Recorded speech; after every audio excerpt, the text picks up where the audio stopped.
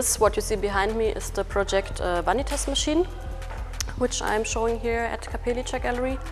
And what this device, this machinery basically does is it's trying to keep a candle alive as long as possible. And what I'm basically doing here in this setup is that at first I'm putting the candle in some closed environment to be able to control it at all. And then I'm measuring the atmosphere inside the jar. So while the candle is burning, there's a sensor system which always checks in which state the flame is and what's the atmosphere inside the jar. And then according to this, I regulate the flow of oxygen inside the glass container.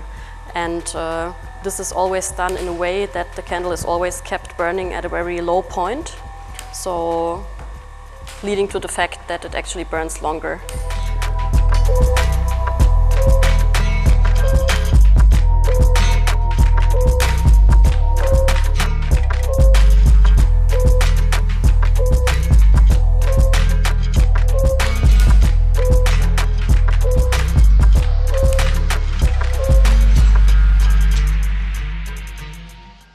What this basically refers to is it somehow refers to a theory which is coming from the field of aging research. It's called the rate of living theory, and it basically says that it refers to human organisms normally, and it says that by pushing down the metabolism, which can mean, for example, or in generally reducing the energy turnover of a system, you can prolong lifespan of that system.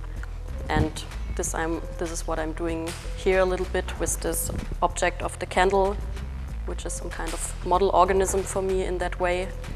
I'm trying to show that by pushing down the metabolism you can prolong the lifespan.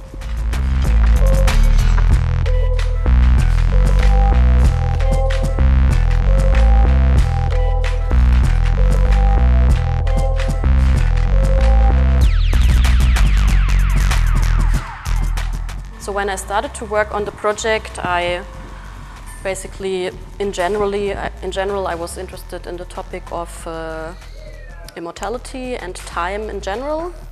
But it's often the case that even though if I do very general research, like internet research, looking for images, reading books, etc., it's often a very concrete image that pushes an idea in the end or triggers an idea.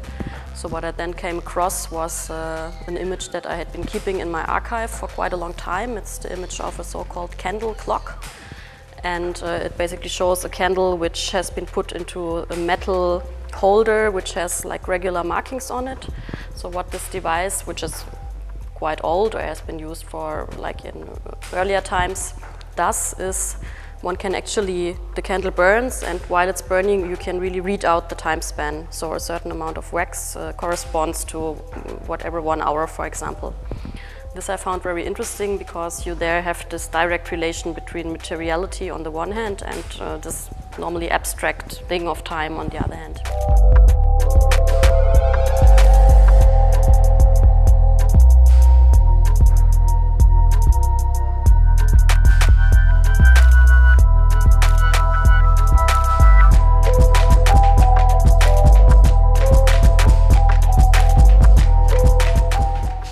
Further research, I also came across the fact that candle is usually one of the classical Vanitas symbols, like for example in still life painting or in medieval funerary art. It's shown, this object is shown to basically point towards the fact that the human lifespan is kind of finite, that life is transient and ephemeral, and that it will definitely come to an end.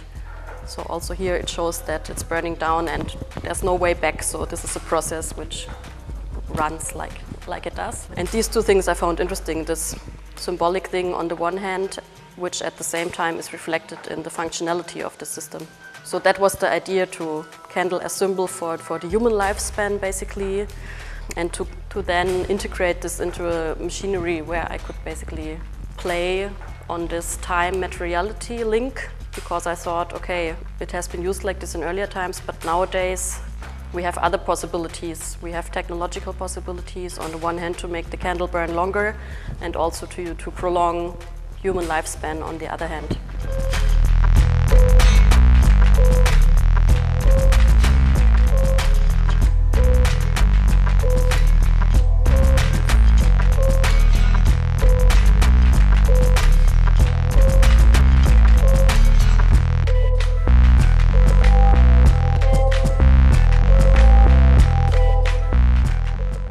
It was basically quite a long-term process to really figure out how to design it, because you're basically confronted with this physical system which has its very own characteristics, and you really have to figure out how to deal with it. And the first prototype that I built was more or less like, let's say, an aesthetic test. So I put often different things together to see how it comes out, how it could look like.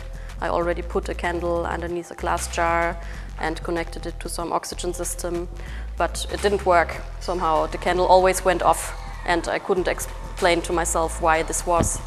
And then I really started to research a lot. There's a lot of information about candle experiments online, for example, because it's just an object which you can use to explain many different things and phenomena.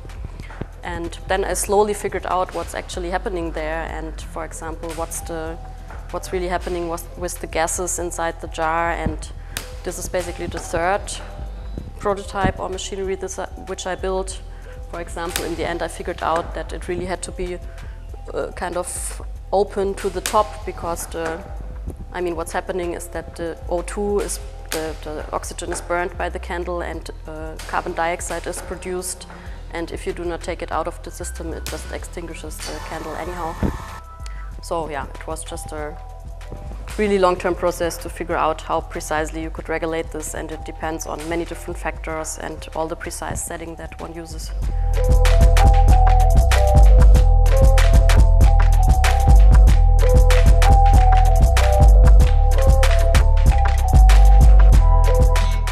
With the current setup that I have here, it's possible to prolong the lifetime of the candle of about 2.5 times. That's at the moment what I get out of it.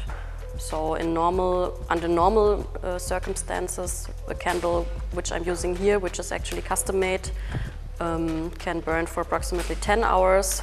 So then you can guess how long it's burning, but it really depends very much on every little detail of the setup. And also another interesting thing is that you could make it burn much more longer, but it also depends on how much you approach this very critical point where it's just about to go out. So that's always a bit of a question. If you really want to be safe that it continues burning, then it's good to not get too close to this. So it's always kind of a decision between the quality of life, I would say, that you want to, if you want to use this metaphor, and the quantity of life. How much do you restrict it, and how much time do you get out of it somehow?